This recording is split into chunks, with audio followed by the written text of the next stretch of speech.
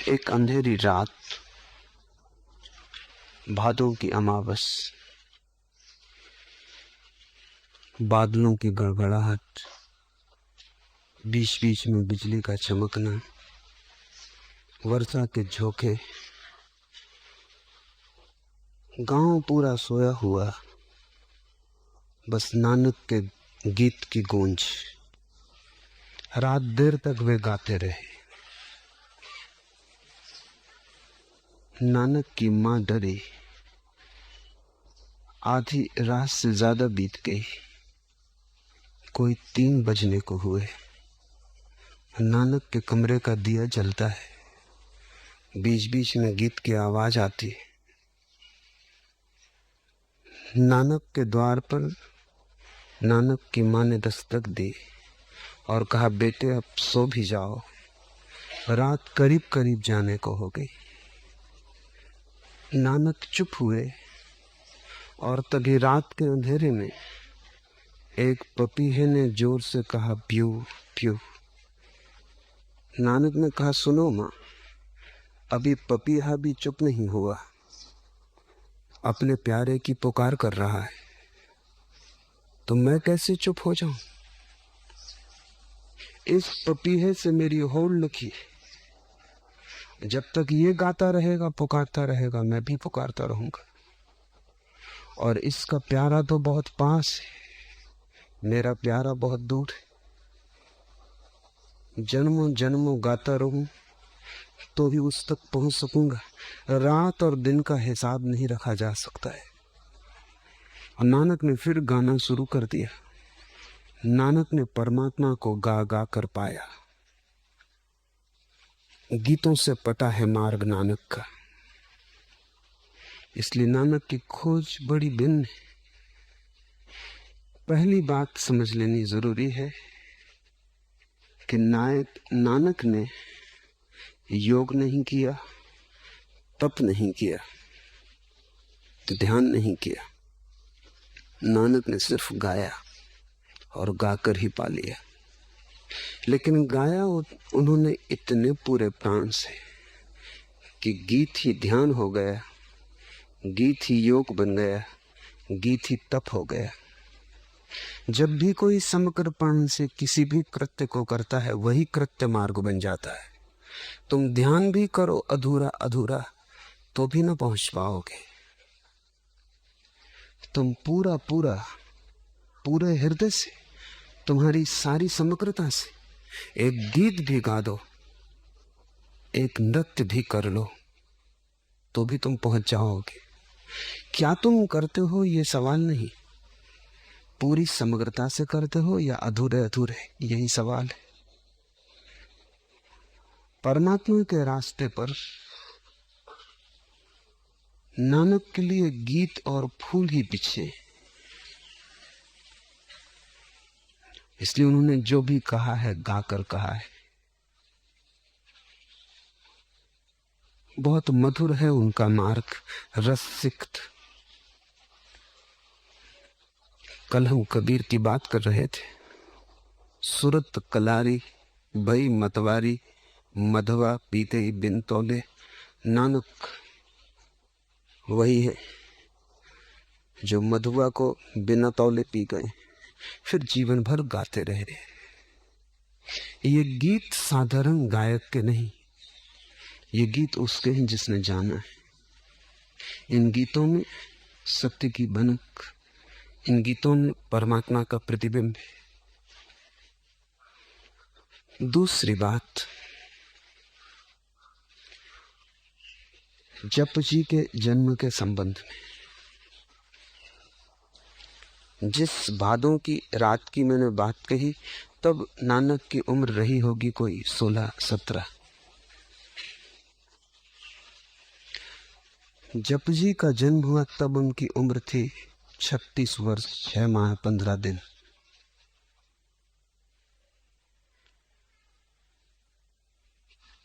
जिस घटना का मैंने उल्लेख किया, उस भादों की रात वे साधक थे और तलाश में थे। प्यारे की पुकार चल रही थी, प्यू प्यू। अभी पपीहा रट लगा रहा था, अभी न हुआ था। जप जी का जब जन्म हुआ, ये मिलन के बाद उनका पहला उद्घोष है। पपीहा ने पा लिया अपने प्यारे को, प्यू प्यू की रटन पूरी हुई, मिलन हो गया। उस मिलन से जो पहला उद्घोष हुआ है वो जप जी। इसलिए नानक की वाणी में जो मूल्य जप जी का है वो किसी और बात का नहीं। जप जी ताजे से ताजे खबर है उस लोक की। वहां से लौटकर उन्होंने जो पहली बात कही वो यही है, उस जगत से इस जगत में आकर जो पहले शब्द निर्मित हुए वही जप जी है। उस घटना को भी समझ लेना है। नदी के किनारे रात के अंधेरे में अपने साथी और सेवक मर्दाना के साथ वो नदी तट पर बैठे थे। अचानक उन्होंने वस्त्र उतार दिए, बिना कुछ कहे वो नदी में उतर गए। मर्दाना पूछता भी रहा क्या करते हैं, रात ठंडी है, अंधेरी है। दूर नदी में वे चले गए। मर्दाना पीछे पीछे गया। नानक ने डुबकी लगाई। मर्दाना सोचता था कि क्षण दो क्षण में बाहर आ जाएंगे, फिर वो बाहर नहीं आए। 10-5 मिनट तो मर्दाना ने राह देखी, फिर वो खोजने लग गया कि वो कहाँ खो गए। फिर वो चिल्लाने लगा, फिर वो किनारे किनारे दौड़ने लगा कि कहाँ हो, बोलो, आवाज दो। ऐसा उसे लगा कि नदी की लहर लहर से एक आवाज आने लगी, धीरज रखो, धीरज रखो। पर नानक की कोई खबर नहीं। वो भागा गांव गया, आधी रात लोगों को जगा दिया। भीड़ इकट्ठी हो गई। नानक को सभी लोग प्यार करते थे। सभी में सभी को नानक में दिखाई पड़ती थी कुछ होने की संभावना। नानक की मौजूदगी में सभी को सुगंध प्रतीत होती थी। फूल अभी खिला नहीं था, पर कली भी तो गंध देती है। सारा गांव रोने लगा, भीड़ इकट्ठी हो गई, सारी नदी तलाश डाली। इस कोने से उस कोने लोग भागने दौड़ने लगे, लेकिन कोई पता न चला। 3 दिन बीत गए। लोगों ने मान भी लिया कि नानक को कोई जानवर खा गया, डूब गए, बह गए, किसी खाई खंड में उलझ गए। मान ही लिया कि मर गए। रोना पीटना हो गया। घर के लोगों ने भी समझ लिया कि अब लौटने का कोई उपाय न रहा। और तीसरे दिन रात अचानक नानक नदी से प्रकट हो गए। जब वे नदी से प्रकट हुए तो जप जी उनका पहला वचन, ये घोषणा उन्होंने की। कहानी ऐसी है, कहता हूं कहानी। कहानी का मतलब होता है जो सच भी है और सच नहीं भी। सच इसलिए है कि वो खबर देती है सच्चाई की, और सच इसलिए नहीं है कि वो कहानी है और प्रतीकों में खबर देती है। और जितनी गहरी बात कहनी हो उतनी ही प्रतीकों की खोज करनी पड़ती है। नानक जब 3 दिन के लिए खो गए नदी में, तो कहानी है कि वे प्रकट हुए परमात्मा के द्वार में।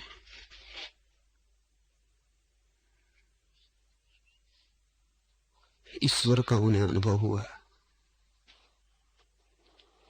जाना आंखों के सामने प्यारे को जिसके लिए पुकारते थे, जिसके लिए गीत गाते थे, जो उनके हृदय की धड़कन धड़कन में प्यास बना था, उसे सामने पाया, तृप्त हुए। और परमात्मा उन्होंने कहा अब तू जा, और जो मैंने तुझे दिया है उन लोगों को बांट। जप जी उनका पहली भेंट परमात्मा से लौटकर। ये कहानी है, इसके प्रतीकों को समझ ले। एक, कि जब तक तुम न खो जाओ, जब तक तुम न मर जाओ, तब तक परमात्मा से कोई साक्षात्कार न होगा। नदी में खो कि पहाड़ में, इससे कोई फर्क नहीं पड़ता, लेकिन तुम नहीं बचने चाहिए। तुम्हारा खो जाना ही उसका होना है। तुम जब तक हो तभी तक वो न हो पाएगा। तुम ही अड़चन हो, तुम ही विवाद हो। तो ये जो नदी में खो जाने की कहानी है, तुम्हें भी खो जाना पड़ेगा। तुम्हें भी डूब जाना पड़ेगा। 3 दिन लगते हैं, इसलिए तो हम जब आदमी मर जाता है तो तीसरा मनाते हैं। तीसरा हम इसलिए मनाते हैं कि मरने की घटना पूरी होने में 3 दिन लग जाते हैं। उतना समय जरूरी है। अहंकार मरता है एकदम से नहीं, कम से कम समय 3 दिन लेता है। इसलिए कहानी में 3 दिन है कि नानक 3 दिन नदी में खोए रहे। अहंकार पूरा गल गया, मर गया। और पास पड़ोस, मित्रों, परिजनों, परिवार के लोगों को तो अहंकार ही दिखाई पड़ता है, तुम्हारी आत्मा तो दिखाई पड़ती नहीं। इसलिए उन्होंने तो समझा कि नानक मर गए। जब भी कोई सन्यासी होता है, घर के लोग समझ लेते हैं मर गया। जब भी कोई उसकी खोज में जाता है, घर के लोग मान लेते हैं खत्म हुआ, क्योंकि अब ये वही तो न रहा। टूट गई पुरानी श्रृंखला, अतीत मिटा, अब नया हुआ। बीच में 3 दिन की खाई है, इसलिए 3 दिन का प्रतीक है। 3 दिन बाद नानक लौट आए। जो भी खोता है वो लौट आता है, लेकिन नया होकर लौटता है। जो भी जाता है उस मार्ग पर वापस आता है, लेकिन जा रहा था तब प्यासा था, आता है तब दानी होकर आता है। जाता था तब भिखारी था, आता है तब सम्राट होकर आता है। जो भी परमात्मा में लीन होता है, जाते समय भिक्षा पात्र होता है, लौटते समय अपरंपार संपदा होती बांटने को। जप जी पहली भेंट है। परमात्मा के सामने प्रकट होना, प्यारे को पा लेना, इन्हें तुम बिल्कुल प्रतीक को भाषागत रूप से सच मत समझ लेना, क्योंकि कहीं कोई परमात्मा बैठा हुआ नहीं जिसके सामने तुम प्रकट हो जाओगे। लेकिन कहना हो बात तो और कुछ कहने का उपाय भी नहीं। जब तुम मिटते हो तो जो भी आंख के सामने होता है वही परमात्मा है।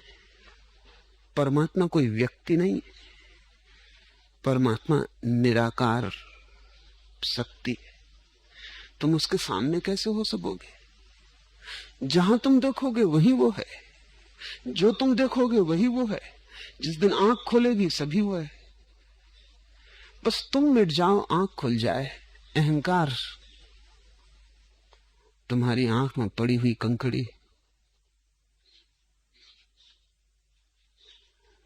उसके हटते ही परमात्मा प्रकट हो जाता है। परमात्मा प्रकट ही था, तुम मौजूद न थे। नानक मिटे, परमात्मा प्रकट हो गया।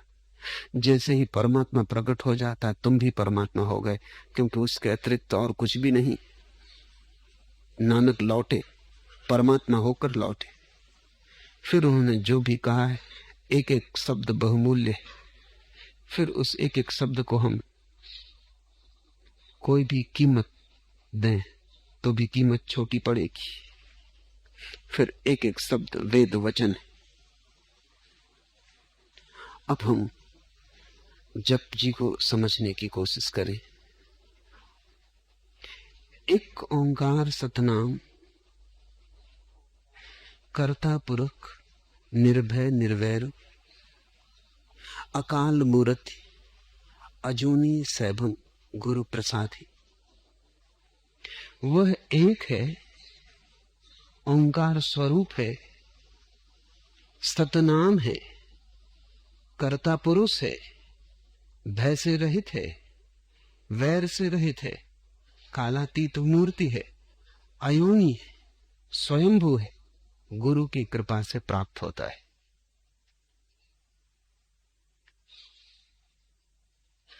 एक है, एक ओंकार सतनाम।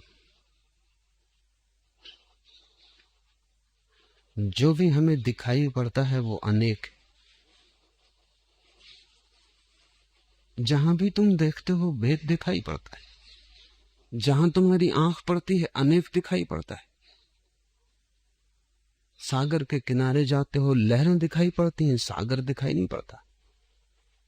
हालांकि सागर ही है, लहरें तो ऊपर ऊपर है, पर जो ऊपर ऊपर है वही दिखाई पड़ता है, क्योंकि ऊपर की ही आंख हमारे पास है। भीतर को देखने के लिए तो भीतर की आंख चाहिए। जैसी होगी आंख वैसा ही होगा दर्शन। आंख से गहरा तो दर्शन नहीं हो सकता। तुम्हारे पास आंख ही ऊपर की है तो लहरों को देख के लौट आओगे और लोगों से कहोगे कि सागर हो आया। सागर में जाने का ये ढंग नहीं। किनारे से तो दिखाई पड़ेंगी लहरें, सागर में हो तो डूबना ही पड़े। इसलिए तो कहानी है कि नानक नदी में डूब गए। लहरों में नहीं है वो, नदी में है। लहरों में नहीं है, सागर में। ऊपर ऊपर तो लहरें होंगी, तट से तुम देख के लौट आओगे तो तुम जो खबर दोगे वो गलत होगी। तुम कहोगे कि सागर हो आया। सागर तक तुम गए नहीं।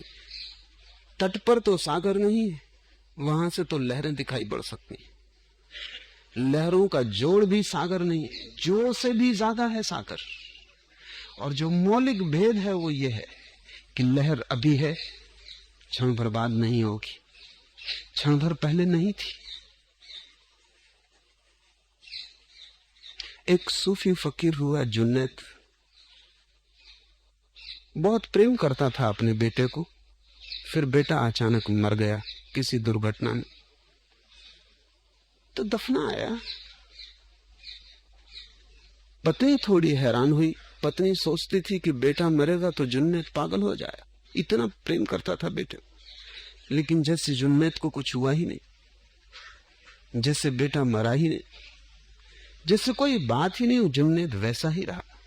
आखिर सांझ होते होते जब लोग विदा हो गए सहानुभूति प्रकट करके, तो पत्नी ने पूछा कि कुछ दुख नहीं हुआ तुम्हें? मैं तो सोचती थी तुम टूट जाओगे, इस बेटे से तुम्हें इतना प्रेम था। जुन्नैद ने कहा कि एक क्षण को धक्का लगा था, फिर मुझे याद आया जब ये बेटा नहीं था तब भी मैं था और खुश था। जब ये बेटा नहीं था तब भी मैं था और खुश था। अब ये बेटा नहीं है तो दुख होने का क्या कारण? फिर वैसे ही हो गया जैसे पहले था। बेटा बीच में आया और गया, न पहले दुखी था तो अब दुखी होने का क्या कारण? बिना बेटे के मजे में था, अब फिर बिना बेटे के हूं, फर्क क्या है? बीच का एक सपना टूट गया। जो बनता है और मिट जाता है वो सपना है, जो आता है और चला जाता है वो सपना है। लहरें सपना, सागर सच। अनेक लहरें हैं, एक सागर है। हमें अनेक दिखाई पड़ता है, और जब तक एक न दिखाई पड़ जाए तब तक हम भटकते रहेंगे, क्योंकि एक ही सच है, एक ओंकार सतनाम। और नानक कहते हैं कि उस एक का जो नाम है वही ओंकार है। और सब नाम तो आदमी के दिए। राम कहो, कृष्ण कहो, अल्लाह कहो, ये नाम आदमी के दिए, ये हमने बनाए, सांकेतिक। लेकिन एक उसका नाम है जो हमने नहीं दिया, वो ओंकार है, वो ओम है। क्यों ओंकार उसका नाम है? क्योंकि जब सब शब्द खो जाते और चित्त शून्य हो जाता है, और जब लहरें पीछे छूट जाती हैं और सागर में आदमी लीन हो जाता है, तब भी ओंकार की धुन सुनाई पड़ती रहती। वो हमारी की हुई धुन नहीं, वो अस्तित्व की धुन, वो अस्तित्व की ही लय है। अस्तित्व के होने का ढंग ओंकार है, वो किसी आदमी का दिया हुआ नाम नहीं। इसलिए ओम का कोई भी अर्थ नहीं होता, ओम कोई शब्द नहीं है, ओम ध्वनि, और ध्वनि भी अनूठी है।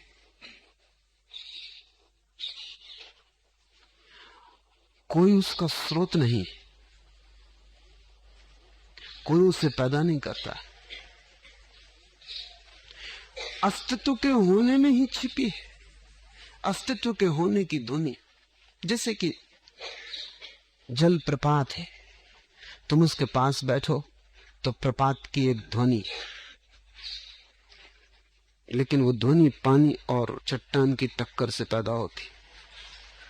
नदी के पास बैठो, कल कल का नाद होता है, लेकिन वो कल कल का नाद नदी और तट की टक्कर से होता है। हवा का झोंका निकलता है, वृक्ष से सरसराहट होती, लेकिन वो सरसराहट हवा और वृक्ष की टक्कर से होती। हम बोलते, संगीतज्ञ गीत गाता है, वीणा का कोई तार छेड़ता है, लेकिन सभी चीज संघर्ष से पैदा होती। संघर्ष के लिए दो जरूरी,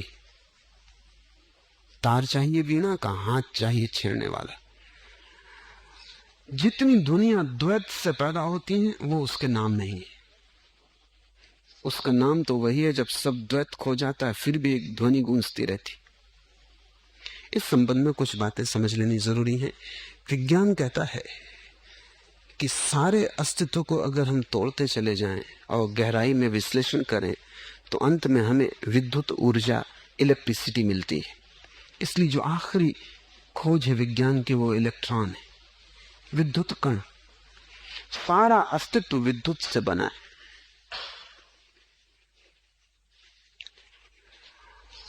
अगर हम विज्ञान से पूछें कि ध्वनि किससे बनी है तो विज्ञान कहता है वो भी विद्युत से बनी है।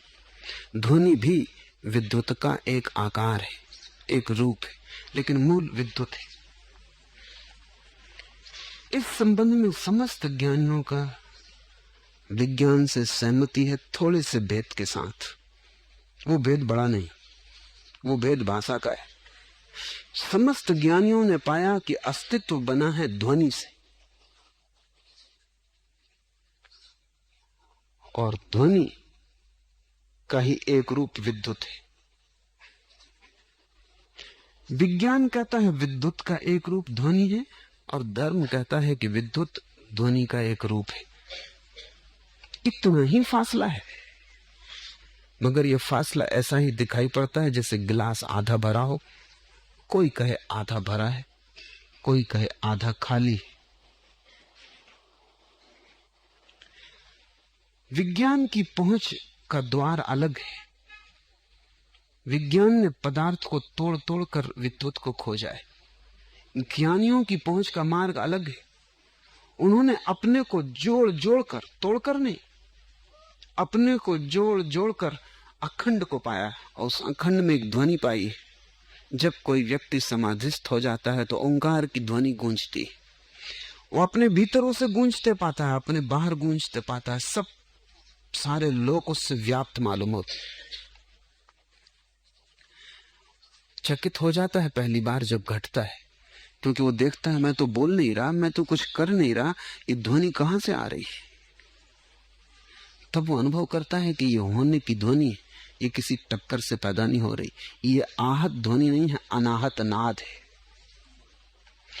नानक कहते हैं वही एक उसका नाम है, ओंकार।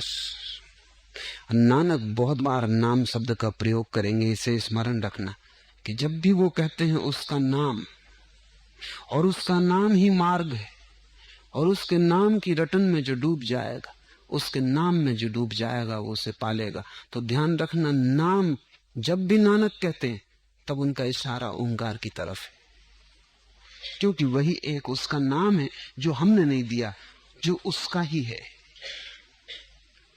हमारे दिए हुए नाम बहुत दूर न जा सकेंगे, और अगर थोड़े बहुत जाते भी हैं तो इसलिए जाते हैं कि हमारे नामों में भी उसके नाम की थोड़ी सी झलक होती। जैसे समझो कि राम, अगर कोई राम राम राम की रटन लगा दे भीतर, तो उसमें ओंकार की थोड़ी सी झलक है। वो जो मां है वो ओम का है, इसलिए राम शब्द से भी थोड़ी दूर तक जा सकेंगे हम। लेकिन अगर तुम धुन को करते ही गए तो तुम एक दिन अचानक पाओगे कि राम की ध्वनि ओंकार में बदल गई। अगर तुम करते ही जाओगे तो जैसे ही मन शांत होगा वैसे ही ओम तुम्हारे राम में प्रविष्ट हो जाएगा, और तुम धीरे धीरे पाओगे कि राम तो खो गया, ओम आ गया। समस्त ज्ञानियों का यह अनुभव है कि उन्होंने किसी भी नाम से शुरू किया हो, लेकिन आखिर में ओम आ जाता है। जैसे ही तुम शांत होने लगते हो वैसे ही ओम आने लगता है। ओम सदा मौजूद है, बस तुम्हारे शांत होने की जरूरत है। नानक कहते हैं एक ओंकार सतनाम। सत शब्द भी समझ लेने जैसा है। संस्कृत में दो शब्द हैं, एक सत्य और एक सत्य। सत्य का अर्थ होता है एग्जिस्टेंस, अस्तित्व, और सत्य का अर्थ होता है ट्रुथ। दोनों में बड़ा फर्क है। दोनों का मूल धातु तो एक है, सच, सत्य, सत्य, सबकी मूल धातु एक है, लेकिन थोड़े से फर्क हैं, वो समझ लेने जरूरी है। सत्य तो दार्शनिक की खोज है,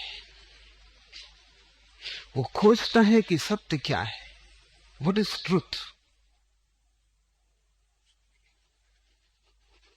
जैसे दो और दो मिलके चार होते हैं, ये सत्य है कि दो और दो मिलके पांच नहीं होते, दो और दो मिलके तीन नहीं होते, दो और दो मिलके चार होते। ये गणित का सूत्र सत्य है, लेकिन सत्य नहीं है, क्योंकि ये मनुष्य का ही हिसाब है।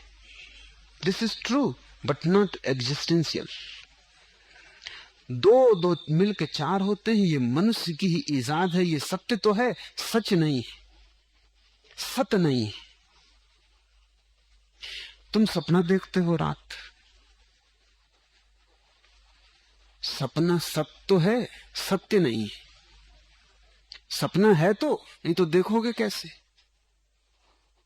होना तो है, लेकिन तुम ये नहीं कह सकते कि सत्य है, क्योंकि सुबह तुम पाते हो कि ना होने के बराबर।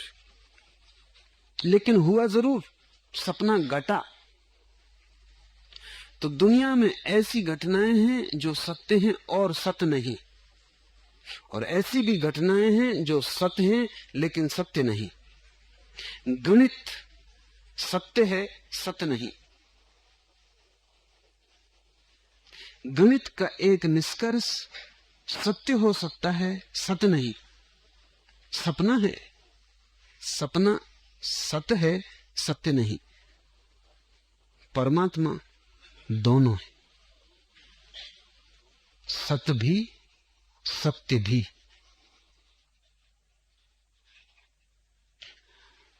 और इसलिए ना तो उसे गणित से पाया जा सकता, विज्ञान से उसे नहीं पाया जा सकता, क्योंकि विज्ञान खोजता है सत्य को, और न उसे काव्य, कला, आर्ट से पाया जा सकता, क्योंकि कला खोजती है सत्य को।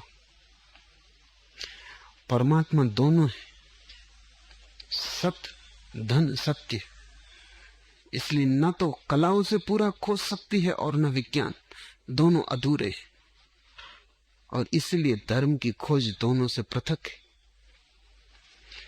धर्म उसकी तलाश है जो दोनों है, एक साथ है, जो इतना सत्य है जितना कि गणित का कोई भी फार्मूला,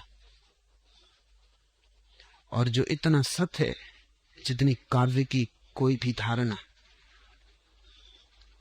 वो दोनों है और दोनों नहीं है। अगर तुम आधे से देखोगे तो चूक जाओगे, अगर तुम दोनों को मिलाकर देखोगे तो ही उसे पा सकोगे।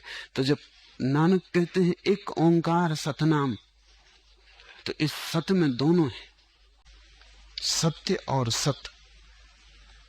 उस परम अस्तित्व का नाम जो गणित की तरह सच है और जो काव्य की तरह भी सत्य है, जो स्वप्न की तरह मधुर और गणित की तरह ठीक ठीक सही है, जो हृदय की भावना की तरह भी है और मस्तिष्क की प्रतीति की भांति भी है। जहां मस्तिष्क और हृदय मिलते हैं वहीं धर्म शुरू होता है। अगर मस्तिष्क अकेला रहे, हृदय को दबा दे, तो विज्ञान पैदा होता है। अगर हृदय अकेला रहे, मस्तिष्क को हटा दे, तो कल्पना का जगत, काव्य, संगीत, चित्र, कला पैदा होती। और अगर मस्तिष्क और हृदय दोनों मिल जाएं, दोनों का संयोग हो जाए, तो हम ओंकार में प्रवेश करते। धार्मिक व्यक्ति वैज्ञानिक से बड़ा वैज्ञानिक, कलाकार से बड़ा कलाकार है, क्योंकि उसकी खोज संयुक्त है। विज्ञान और कला द्वंद्व, धर्म समन्वय, सिंथेसिस है। नानक कहते हैं एक ओंकार सतनाम, वह एक ओंकार स्वरूप, वह सतनाम कर्ता पुरुष।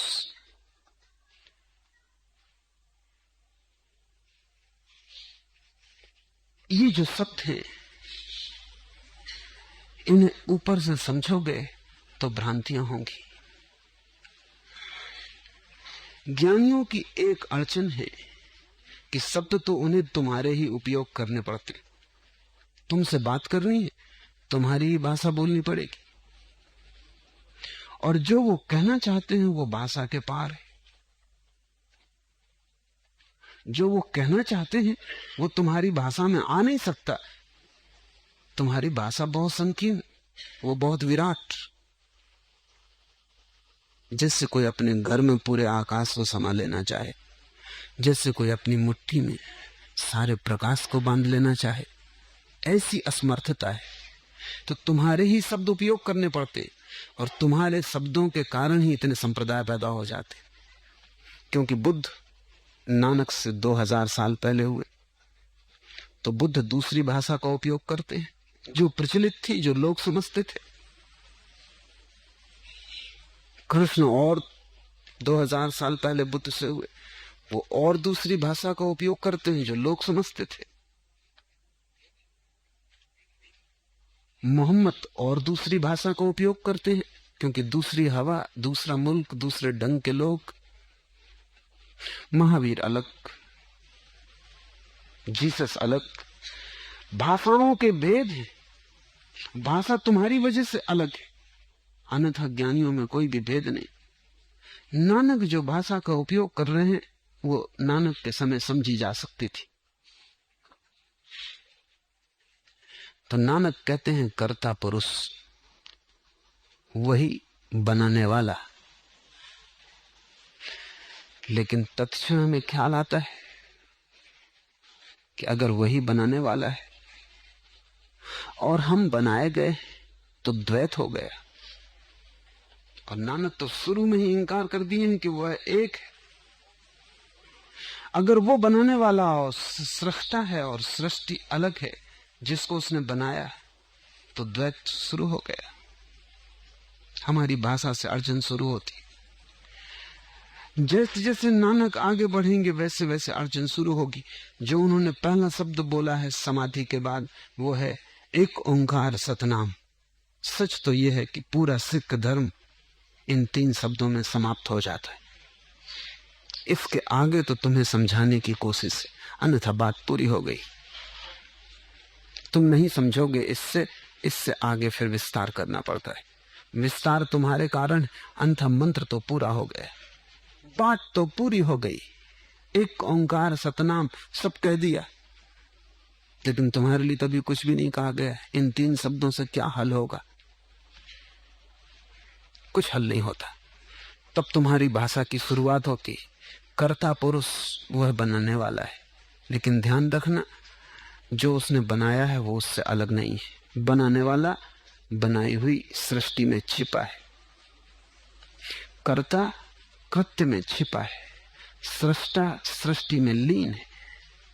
इसलिए नानक ने ग्रस्त को और सन्यासी को अलग नहीं किया, क्योंकि अगर कर्ता परमेश्वर अलग है सृष्टि से, तो फिर तुम्हें सृष्टि के काम धंधे से अलग हो जाना चाहिए।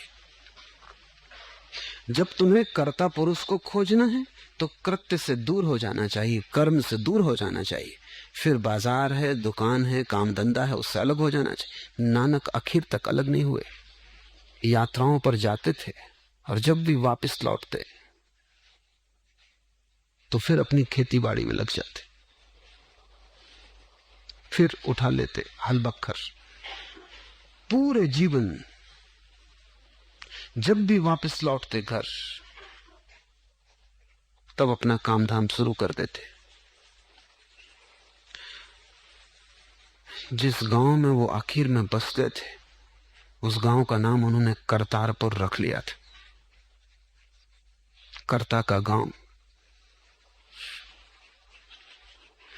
अगर परमात्मा करता है, तुम ये मत समझना कि वो दूर हो गया है कृत्य से। एक आदमी मूर्ति बनाता है, जब मूर्ति बन जाती है तो मूर्तिकार अलग हो जाता है, मूर्ति अलग हो जाती है, दो हो गए। मूर्तिकार के मरने से मूर्ति नहीं मरेगी, मूर्तिकार मर जाए मूर्ति रहेगी। मूर्ति के टूटने से मूर्तिकार नहीं मरेगा, मूर्ति टूट जाए मूर्तिकार बचेगा, दोनों अलग हो गए। परमात्मा और उसकी सृष्टि में ऐसा फासला नहीं है। फिर परमात्मा उसकी सृष्टि में कैसा संबंध? वो ऐसा है जैसे नर्तक का। एक आदमी नाच रहा है तो नृत्य है, लेकिन क्या तुम नृत्य को, नृत्यकार को अलग कर सकोगे? नृत्यकार घर चला जाए, नृत्य तुम्हारे पास छोड़ जा सकेगा?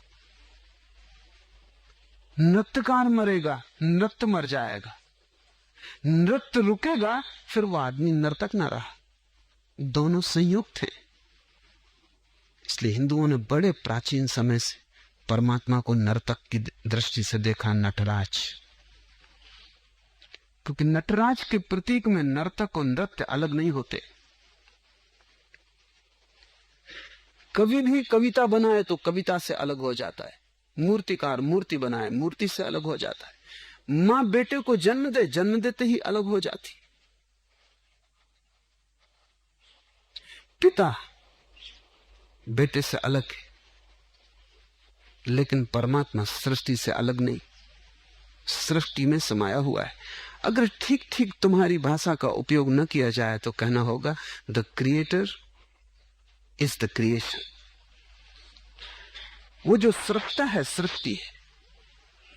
और भी अगर ठीक कहना हो तो the creator is nothing but the creativity.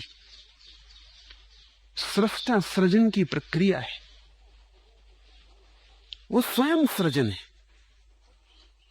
इसलिए नानक कहते हैं कुछ छोड़ के कहीं भागना नहीं, जहां तुम हो वहीं वो छिपा है। इसलिए नानक ने एक अनूठे धर्म को जन्म दिया जिसमें गृहस्थ और सन्यासी एक है, और वही आदमी अपने को सिख कहने का हकदार है जो ग्रस्त होते हुए सन्यासी हो, सन्यासी होते हुए ग्रस्त हो। सिर के बाल बढ़ा लेने से, पगड़ी बांध लेने से कोई सिख नहीं होता। सिख होना बड़ा कठिन है, ग्रस्त होना आसान है, सन्यासी होना आसान है। छोड़ दो, भाग जाओ जंगल। सिख होना कठिन, क्योंकि सिख का अर्थ है सन्यासी ग्रस्त एक साथ रहना, घर में और ऐसे रहना जैसे नहीं हो, रहना घर में और ऐसे रहना जैसे हिमालय पर हो, करना दुकान लेकिन याद परमात्मा की रखना, गिनना रुपए नाम उसका लेना। नानक को जो पहली झलक मिली परमात्मा की, जिसको सतोरी कहें, इस नदी में 3 दिन डूबकर तो जो घटना घटी वो समाधि की है। उसके बाद तो वे परम पुरुष हो गए, पर उसके पहले अनेक छोटी छोटी झलकें मिली। जो पहली झलक नानक को मिली वो मिली एक दुकान पर, जहां वो तराजू से गेहूं और अनाज तौल रहे थे। अनाज तौल के किसी को दे रहे थे, तराजू में भरते और डालते, कहते 1 2 3 10 11 12, फिर पहुंचे वो 13। तो पंजाबी में 13 का जो रूप है वो 13। उन्हें याद आ गई परमात्मा की। 13 दाइन दाऊ, धुन बन गई। फिर वो तौलते गए, लेकिन संख्या 13 से आगे ना बढ़ी। भरते तराजू में डालते हो कहते 13, भरते तराजू में डालते हो कहते 13, क्योंकि आखिरी पड़ाव आ गया। 13 के आगे कोई संख्या है, मंजिल आ गई। 13 पर सब समाप्त हो गया। लोग समझे कि पागल हो गए। लोगों ने रोकना भी चाहा, लेकिन वो तो किसी और लोक में, वो तो कहे जाते हैं 13, डाले जाते हैं तराजू से, तोले जाते हैं और 13 से आगे नहीं बढ़ते। 13 से आगे बढ़ने को जगह भी कहां है। दो ही तो पड़ाव हैं, या तो मैं या तू। मैं से शुरुआत है, तू पर समाप्ति।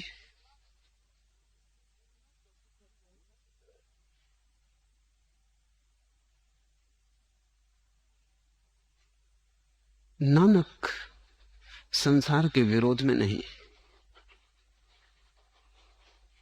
नानक संसार के प्रेम में है। क्योंकि वो कहते हैं कि संसार और उसका बनाने वाला दो नहीं। तुम इसे भी प्रेम करो, तुम इसी में से उसको प्रेम करो, तुम इसी में से उसको खोजो। तो नानक जब युवा हुए और घर के लोगों ने कहा शादी कर लो, तो उन्होंने नहीं न कहा। सोचते तो रहे होंगे घर के लोग कि ये नहीं कहेगा, क्योंकि बचपन से ही इसके ढंग के नहीं थे। नानक के बाप तो परेशान ही रहे, उनको कभी समझ में ना आया कि क्या मामला है।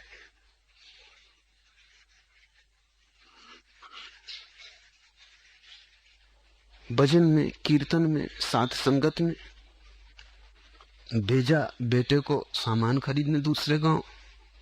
20 रुपए दिए थे, सामान तो खरीदा, लेकिन रास्ते में साधु मिल गए, वो भूखे थे। बाप ने चलते वक्त कहा था सस्ती चीज खरीद लाना और इस गांव में आके महंगे बेच देना, यही धंधे का गुर है।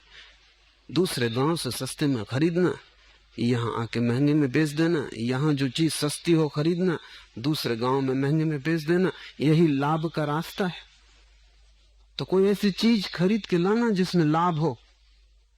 नानक लौटते थे, खरीद कर मिल गई साधुओं की एक जमात। वो 5 दिन से भूखे थे। नानक ने पूछा, जो भूखे बैठे हो, उठो कुछ करो, जाते क्यों नहीं गांव में? उन्होंने कहा, यही हमारा व्रत है कि जब उसकी मर्जी हो कि वो देगा तो हम आनंदित थे, भूख से कोई अंतर नहीं पड़ता।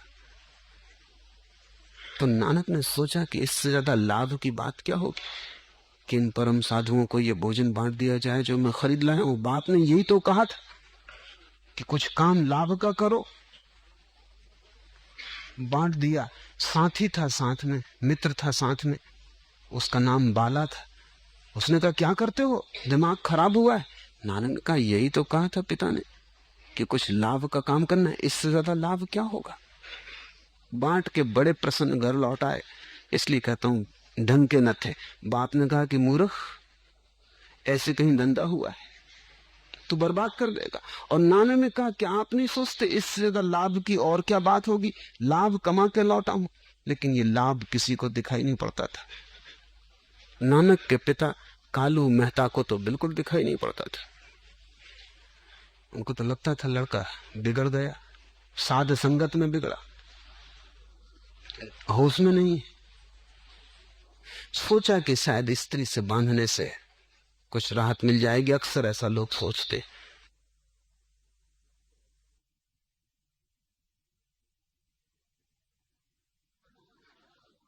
सोचने का कारण है क्योंकि सन्यासी स्त्री को छोड़ के भागते। तो अगर किसी को ग्रस्त बनाना हो तो स्त्री से बांध दो। पर नानक पे ये तरकीब काम ना आई, क्योंकि ये आदमी किसी चीज के विरोध में न था। बाप ने कहा शादी कर लो, नानक ने कहा अच्छा। शादी हो गई, लेकिन इसके ढंग में कोई फर्क ना पड़ा। बच्चे हो गए, लेकिन इसके ढंग में कोई फर्क ना पड़ा। इस आदमी को बिगाड़ने का उपाय ही न था, क्योंकि संसार और परमात्मा में ऐसे कोई भेद न था। तुम बिगाड़ोगे कैसे? जो आदमी धन छोड़ के सन्यासी हो गया, बिगाड़ सकते हो, धन दे दो। जो आदमी स्त्री छोड़ के सन्यासी हो गया, एक सुंदर स्त्री को उसके पास पहुंचा दो, बिगाड़ सकते हो। लेकिन जो कुछ छोड़ के ही नहीं गया, उसको तुम कैसे बिगाड़ोगे? उसके पतन का कोई रास्ता नहीं। नानक को भ्रष्ट नहीं किया जा सकता। इसलिए मैं भी पक्ष में हूं कि सन्यासी तो नानक के ही होने चाहिए, क्योंकि सन्यासी वही परम जिसको भ्रष्ट न किया जा सकता। भ्रष्ट तुम उसी को न कर सकोगे जो ठीक तुम्हारे संसार में बैठा है और फिर भी वहां नहीं। तुम उसे कैसे भ्रष्ट करोगे? उसने सब उपाय तोड़ दिए। वो परमात्मा जिसे नानक कहते हैं कर्ता पुरुष, भय से रहित, क्योंकि भय तो वही होता है जहां दूसरा हो। पश्चिम ने ज्ञापाल सार्त्र का एक वचन बहुत प्रसिद्ध हो गया। वचन है, द अदर इज हेल, दूसरा नरक है। तुम्हारा भी अनुभव यही है। कितनी बार तुम नहीं चाहते हो कि अकेला छूट जाऊं, दूसरा उपद्रव है। मित्र हो तो थोड़ा कम उपद्रव है, शत्रु हो तो थोड़ा ज्यादा उपद्रव है, अपना हो तो थोड़ा कम उपद्रव है, पराया हो तो ज्यादा उपद्रव है, लेकिन दूसरा उपद्रव है। भय क्या है? दूसरे का भय। कोई छीन न ले, कोई सुरक्षा न तोड़ दे। फिर मौत आ रही, वो भी दूसरी। बीमारी आ रही, वो भी दूसरी। भय क्या है? तुम दूसरे से घिरे हो, यही तुम्हारा नरक है। दी अदर इज हेल, दूसरा नरक है। लेकिन तुम दूसरे से बचोगे कैसे? हिमालय के भी जाके बैठ जाओ तो भी तुम अकेले ना हो पाओगे। बैठोगे वृक्ष के नीचे, कौआ बीट कर देगा, गुस्सा कौए पे आ जाएगा। बैठोगे, वर्षा आ जाएगी, धूप आ जाएगी, दूसरे से तुम भागोगे कहां? तुम जहां भी जाओगे तुम दूसरे को पाओगे। क्योंकि दूसरे से बचने का तो एक ही उपाय है कि तुम उस एक को खोज लो जहां कोई दूसरा नहीं रह जाता। फिर सब भय गिर जाता है। फिर मौत है ही नहीं, फिर बीमारी है ही नहीं, फिर असुविधा है ही नहीं, क्योंकि दूसरा ही न रहा, तुम ही हो। कोई अंतर नहीं। भय तब तक रहेगा जब तक तुम्हें दूसरे दूसरे दिखाई पड़ते। एक ओंकार सतनाम जिसके मन में ये छा गया, उसे कैसा भय? परमात्मा को भय नहीं हो सकता, किसका भय होगा? वही है अकेला, उससे अन्यथा कोई भी नहीं।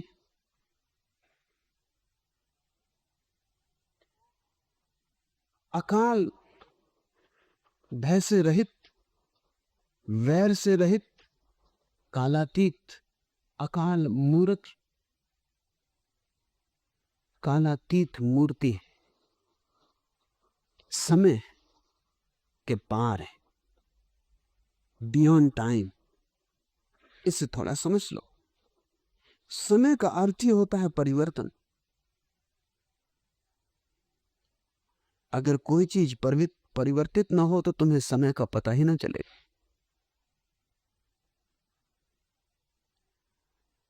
घड़ी में भी समय का पता चलता है क्योंकि कांटा घूमता है। अगर कांटा न घूमे तो समय को पता ना चलेगा।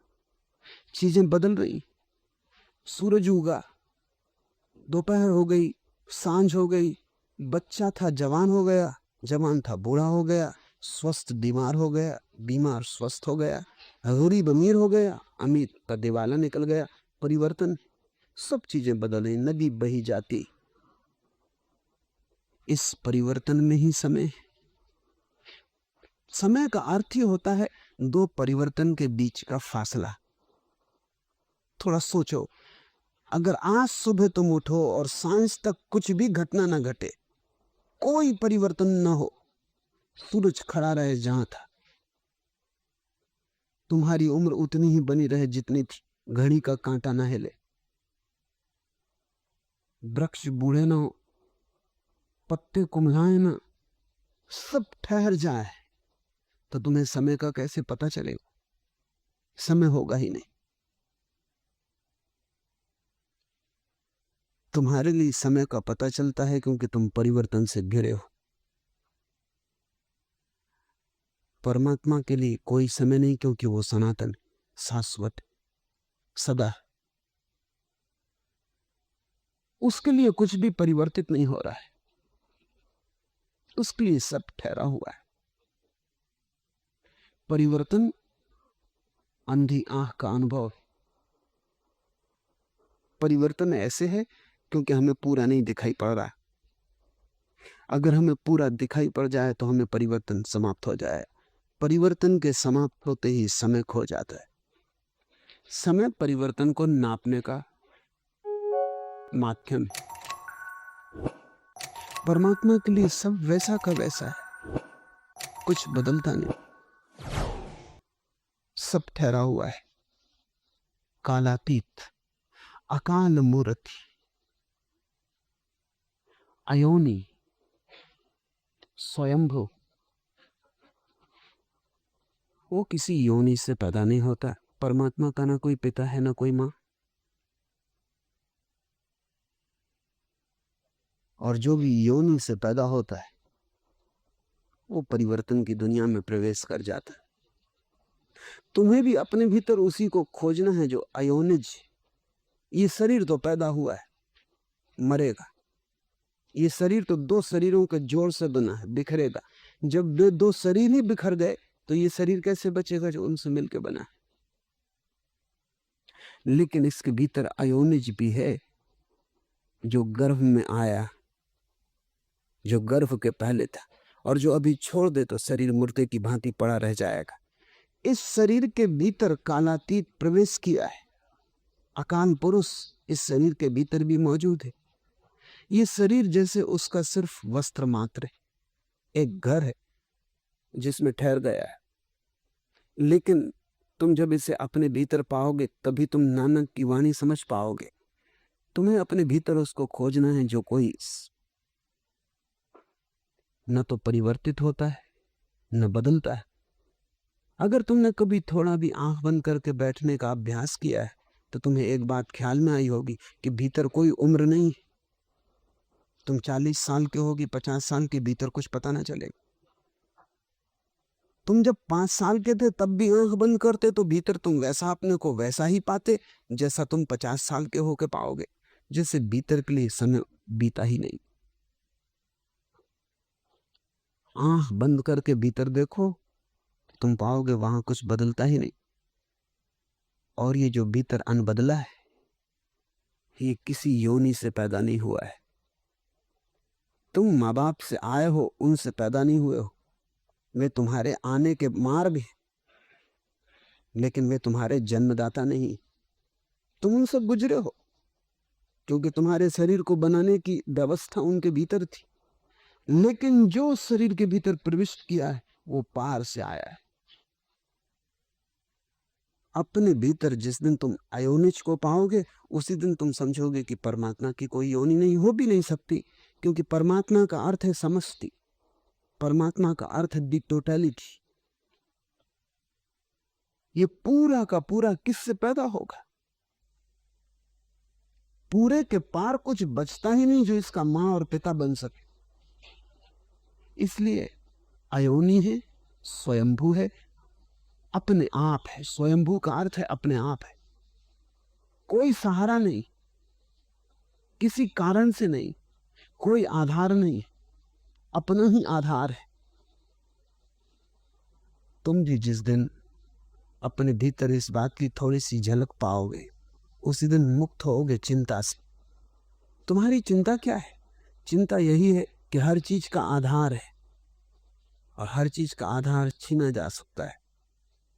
छीनने से चिंता है, छीनने के ख्याल से चिंता। आज धन है, कल न होगा, फिर तुम क्या करोगे? धन के कारण अमीर हो, अपने कारण अमीर नहीं हो।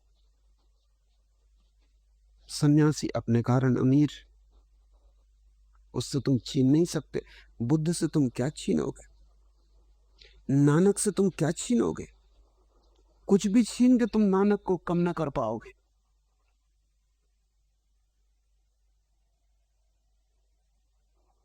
कुछ दे के ज्यादा ना कर पाओगे।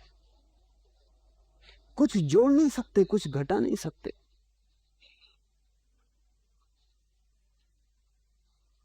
नानक जो भी है उस परम सहारे के साथ तुम्हारा कोई सहारा नहीं, और वो परम सहारा अलग नहीं।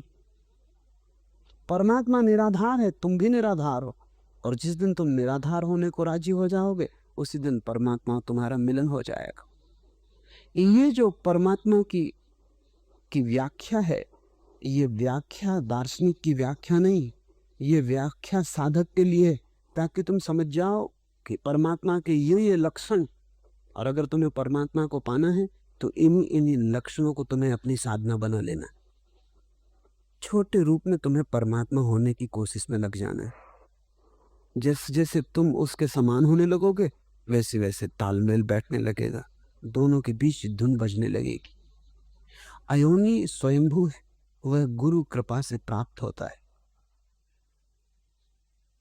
क्यों कहते हैं गुरु कृपा से? क्या मनुष्य का अपना श्रम काफी नहीं?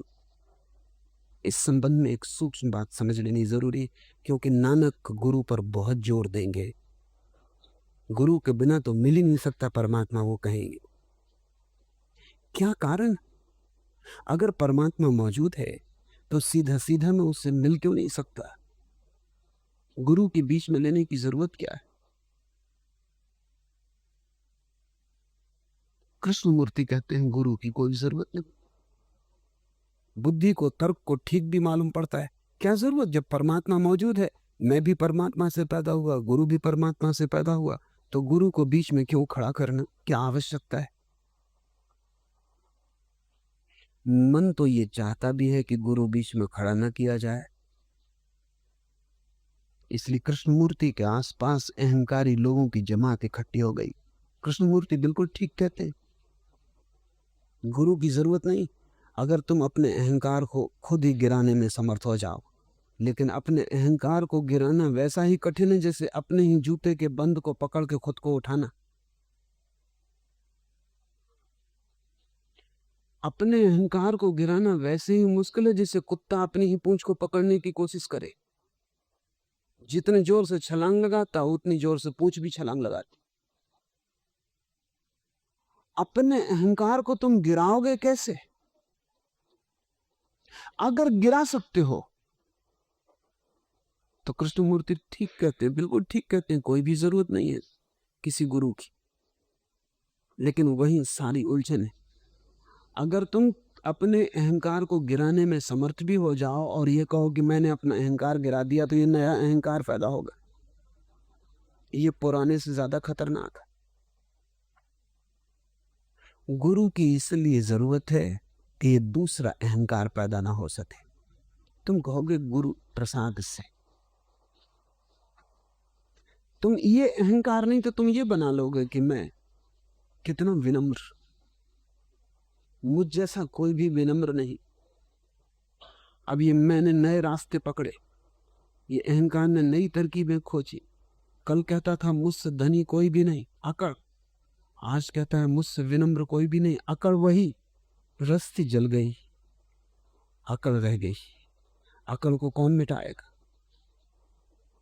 इसलिए नानक का जोर है, परमात्मा को पाने में तो कोई अड़चन नहीं, सीधे ही पाया जा सकता है, क्योंकि वो सामने ही मौजूद है, तुम्हारी नाक के बिल्कुल सीध में। जहां तुम जाते हो सब तरफ वो मौजूद है।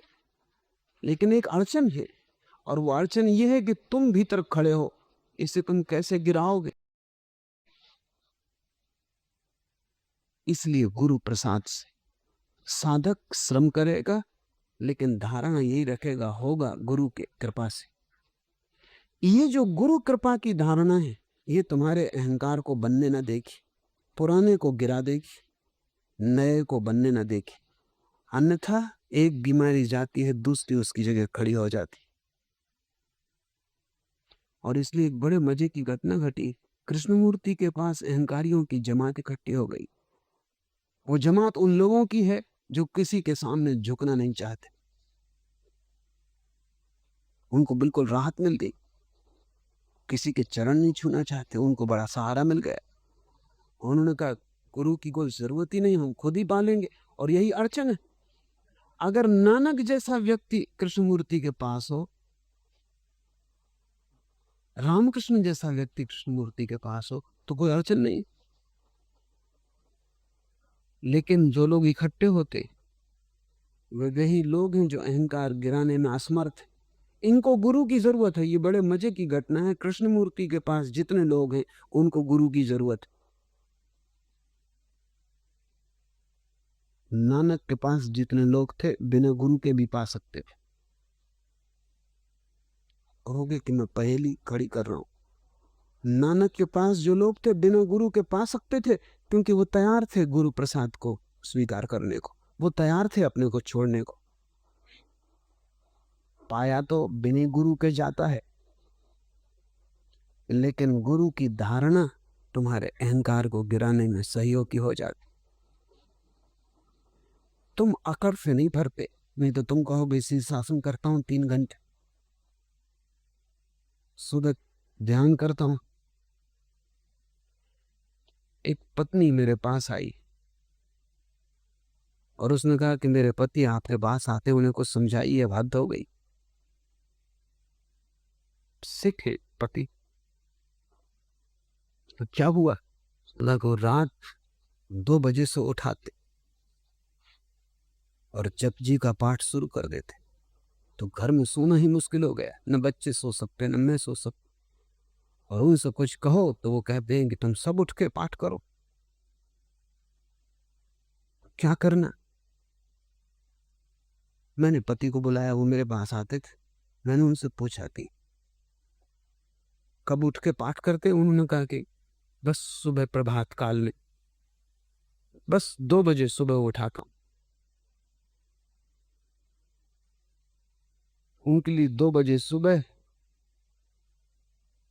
तो मैंने कहा कि तुम्हारी जो सुबह है दूसरों के लिए बहुत खतरनाक होगी।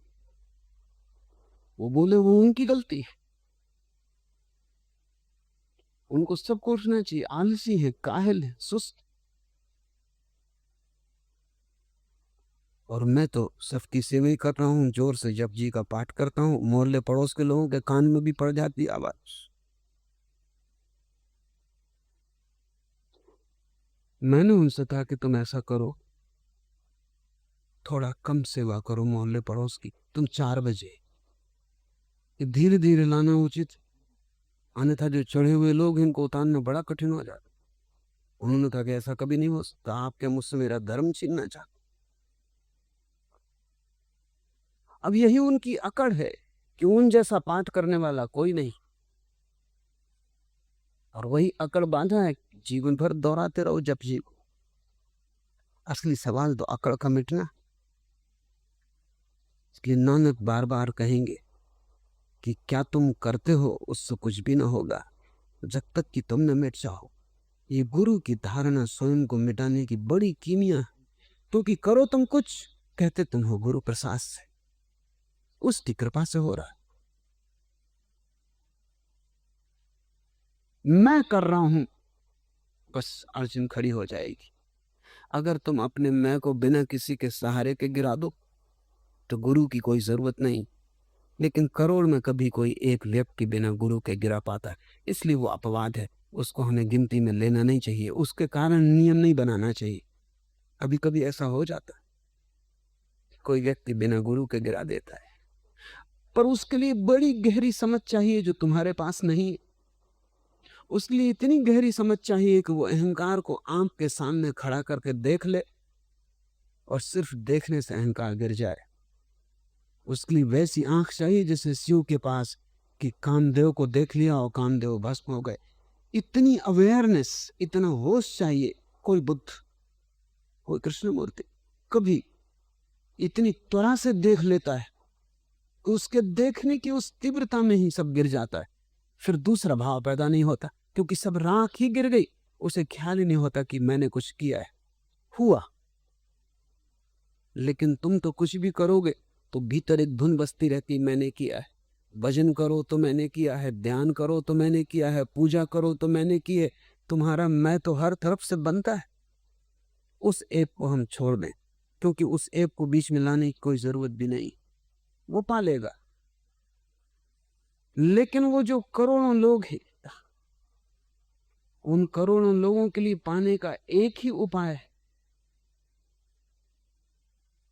कि वो जो भी करें साधना, भाव यही रखें कि गुरु के प्रसाद, गुरु की कृपा से हो रहा है। भारत में बड़ी पुरानी लोकोक्ति है कि जब सतयुग था तब गुरु की इतनी जरूरत न थी, लेकिन कलयुग में गुरु की बड़ी जरूरत होगी। क्या कारण? हिंदू किस हिसाब से बांटते हैं संसार को। सतयुग वे कहते हैं उस समय को जब लोग बड़े सचेत थे, बड़े सावधान थे, और कलयुग कहते हैं उस युग को जब लोग बड़े सोए हुए हैं, मूर्छित।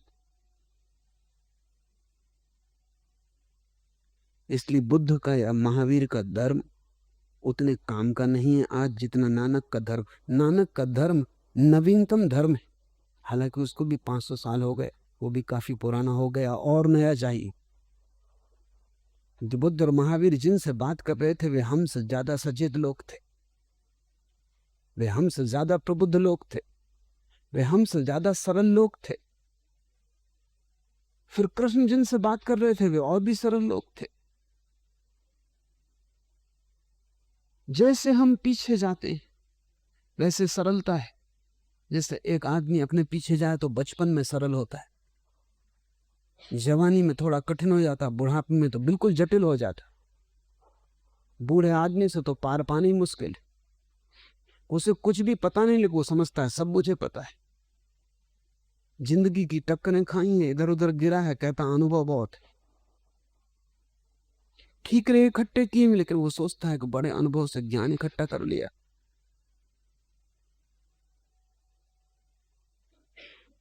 बच्चा सरल वो सतयुग, बूढ़ा बहुत जटिल वो कलयुग।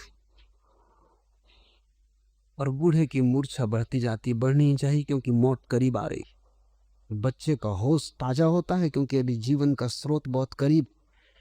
बच्चा अभी परमात्मा से निकली लहर की भांति है, बूढ़ा धूल से भर गया परमात्मा में गिरने के करीब है। बच्चा ताजा फूल है, बूढ़ा मुरझा गया जाने के करीब है, जीवन ऊर्जा छीन हो रही। कलयुग का अर्थ है ऐसा समय जब अंत करीब आ रहा है, जिंदगी बूढ़ी हो गई। उस कलयुग में तो गुरु के बिना बिल्कुल ना हो सकेगा, क्योंकि तुम हर हालत में अपने अहंकार से भर जाओ। जब तुम छोटे छोटे काम करके अहंकार से भर जाते हो तो तुम साधना करके कैसे ना भरोगे। तुमने एक छोटा सा मकान बना लिया है, तुम अकड़े फिरते हो कि तुमने एक तिजोरी भर ली, तुम अकड़े फिरते हो। जब तुम परम धन की खोज में जाओगे तुम्हारी अकड़ तो बहुत हो जाएगी। तो जो आदमी मंदिर जाता है, मस्जिद जाता है, उसकी अकड़ देखो, वो सब की तरफ देखता है कि तुम सब नरक में पड़ोगे, सड़ोगे।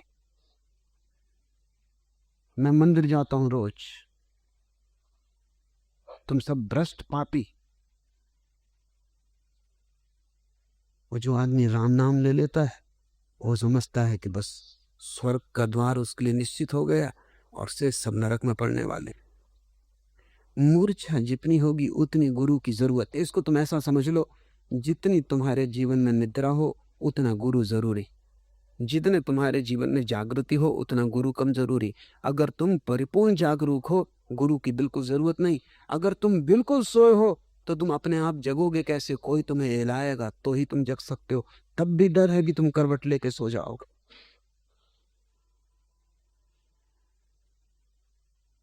वह गुरु की कृपा से प्राप्त होता है। आदि सच, जुगादि सच, है भी सच, नानक होसी भी सच। वह आदि में सत्य है, युगों के आरंभ में सत्य है, अभी सत्य है। नानक कहते हैं वह सदा सत्य है, भविष्य में भी सत्य है। सत्य और असत्य की यही परिभाषा है। असत्य वो जो कभी नहीं था, अब है और कभी फिर नहीं हो जाएगा। असत्य का अर्थ है दो छोरों पर जो नहीं और बीच में है। सपना, सुबह तुम उठे तब खो गया, रात तुम जब सोए तब नहीं था। इसलिए तो सुबह तुम कहते हो सपना झूठा था, सच नहीं, क्योंकि सांझ नहीं था, सुबह फिर नहीं। तुम्हारा ये शरीर एक दिन नहीं था, एक दिन फिर नहीं हो जाएगा। ये शरीर झूठा है। क्रोध आया, एक क्षण पहले नहीं था और घड़ी भर बाद फिर चला जाएगा। ये क्रोध सपना, ये सच नहीं। जो सदा है वही सत्य। और अगर तुम इसको धारणा को गहरे ले जाओ तो तुम्हारे जीवन में रूपांतरण हो जाएगा। उससे बहुत ज्यादा ग्रसित मत होना जो बदलता है। तुम उसी की तलाश करना जो अबदला, सदा स्थायी और स्थिर है। कौन है तुम्हारे भीतर जो कभी नहीं बदलता? उसको ही खोजो। जरूर वो तुम्हारे भीतर है, क्योंकि सब बदलाहट उसी पे होती। जैसे गाड़ी का चाक चलता है तो एक कील पे चलता है जो ठहरी रहती। चाक चलता रहता है, कील ठहरी रहती। तुम कील को अलग कर लो, चाक फौरन गिर जाएगा। जो परिवर्तन हो रहा है वो भी शाश्वत के ऊपर हो रहा है। कील आत्मा की ठहरी हुई है, शरीर का चक्र घूम रहा है। जैसे ही कील अलग हुई, चाक गिर जाता है। नानक कहते हैं, आदि सच जुगादि सच है भी सच, नानक होसी भी सच। वही सबके है, वही एक, क्योंकि वो पहले भी था, अभी भी है, कल भी होगा, सदा रहेगा। और से सब सपना। ये एक वचन अगर तुम्हारे मन में गहरा बैठ जाए, जब क्रोध आए कब दोहराना अपने मन में, आदि सच जुगादि सच है भी सच, नानक होसी भी सच। घृणा आए, लोभ आए, दोहराना। और ध्यान रखना कि जो अभी नहीं था, अभी हुआ, सपना है, खो जाए। इसमें ज्यादा ग्रसित होने की जरूरत नहीं। साक्षी भाव रखना। धीरे धीरे तुम पाओगे कि व्यर्थ अपने आप गिरने लगा, क्योंकि तुम्हारे उससे संबंध टूट गए और सार्थक का जन्म होने लगा, शाश्वत उठने लगा, संसार खोने लगा।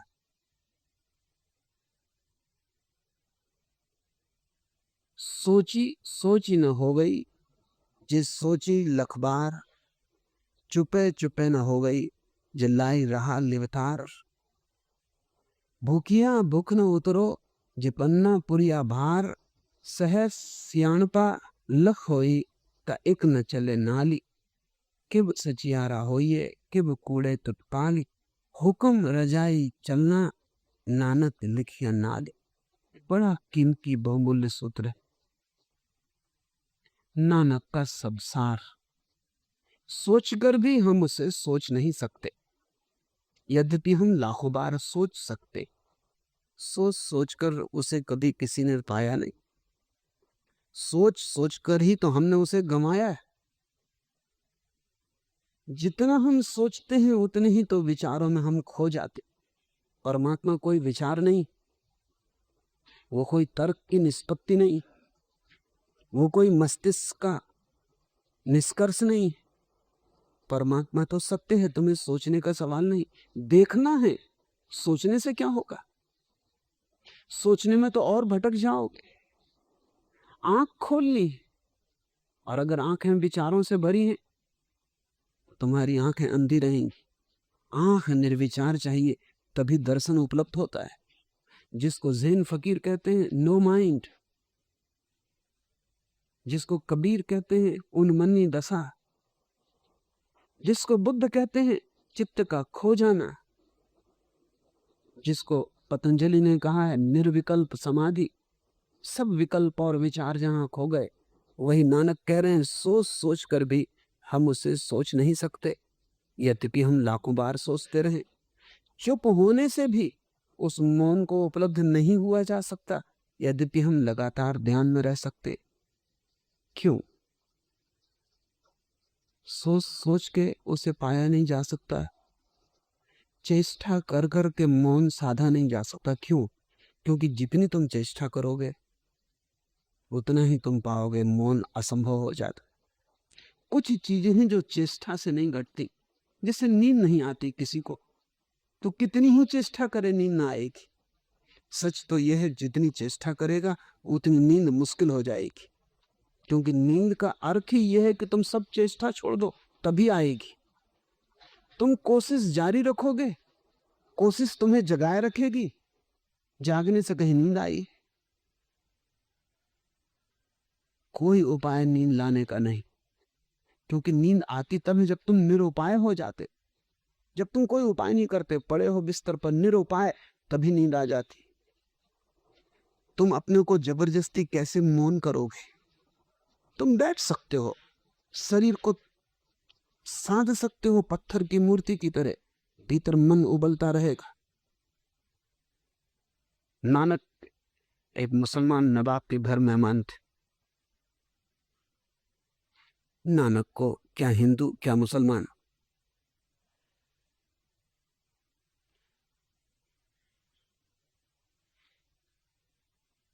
जो ज्ञानी है उसके लिए कोई संप्रदाय की सीमा नहीं। उस नवाब ने नानक को कहा कि अगर तुम सच्ची कहते हो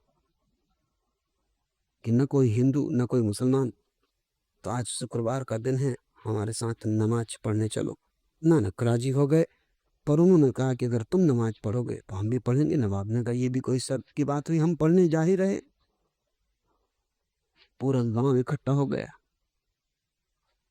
मुसलमान हिंदू सब इकट्ठे हो गए। हिंदुओं में तहलका मच गया। नानक के घर के लोग भी पहुंच गए कि ये क्या कर रहे हो।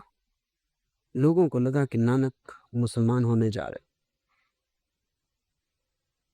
लोग अपने भय से ही दूसरों को भी तौलते हैं। नानक मस्जिद गए,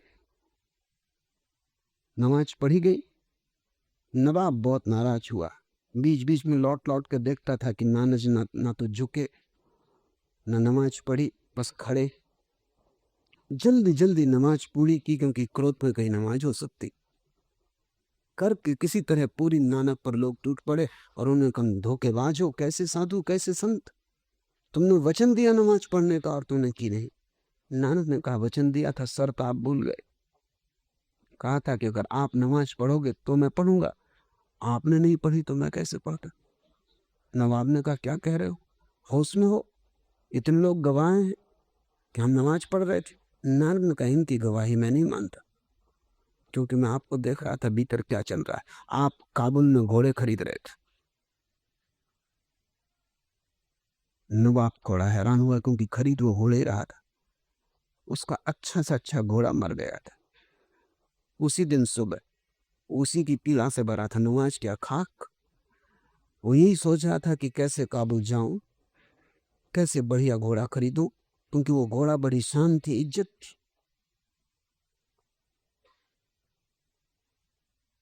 और नाना ने कहा ये जो मौलवी है तुम्हारा, जो पढ़वा रहा था नमाज, ये खेत में अपनी फसल काट रहा था। और ये बात सच थी। मौलवी ने भी कहा कि बात तो सच है, फसल पक गई और काटने का दिन आ गया, गांव में मजदूर नहीं मिल रहे और चिंता मन पे सवार। नानक ने कहा अब तुम बोलो, तुमने नमाज पढ़ी जो मैं साथ तू, तुम जबरदस्ती नमाज पढ़ लो, तुम जबरदस्ती ध्यान कर लो, तुम जबरदस्ती पूजा प्रार्थना कर लो, क्या तुम कर रहे हो इसका कोई मूल्य नहीं। क्या तुम्हारे भीतर चल रहा है? तुम पत्थर की मूर्ति की तरह बैठ जाओ, इससे क्या होगा? शरीर को साध लोगे, इससे क्या मन सधेगा? मन में तो वही चलता रहेगा जो चल रहा, और भी जोर से चलेगा, क्योंकि जब शरीर काम में लगा था तो शक्ति बटी।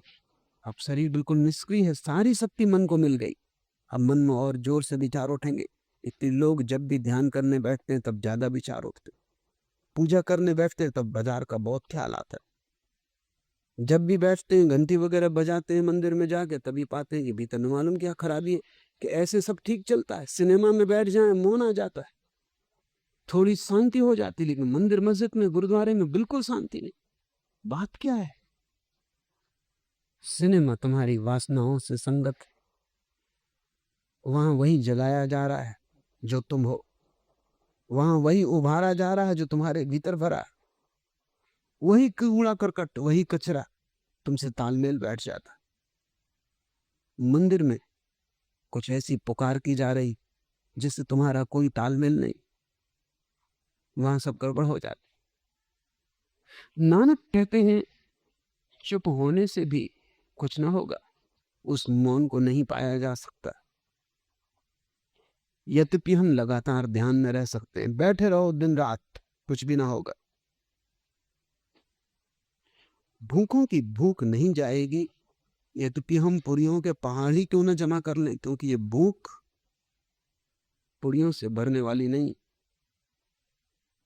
ये जो ध्यान की भूख है, ये जो परमात्मा की भूख है, ये कोई साधारण भूख नहीं, इस संसार की कोई भी चीज इसे बुझा ना सकेगी। ये तृषा अनूठी, परमात्मा ही उतरे धार बनकर तो ही बुझ सकती।